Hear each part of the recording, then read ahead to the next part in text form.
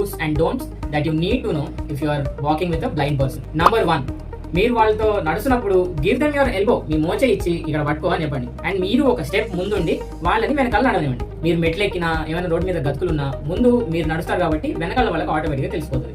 Number 2, సందుల్లో గొంతుల్లో నడుస్తున్నప్పుడు మీ చెయ్యి ఇట్లా వెనక్కి పెట్టి వాళ్ళని మీ వెనక నడవమని చెప్పండి. ఆటోమేటిక్గా ఫాలో అవడం ఈజీ అయిపోతుంది. నంబర్ 3, మెట్లు వచ్చినా లేదా లెఫ్ట్ అండ్ రైట్స్ కర్వ్స్ ఏమైనా వచ్చినా ఒక్క సెకండ్ ఆగండి. So that they also know that there is something coming and we need to be alert.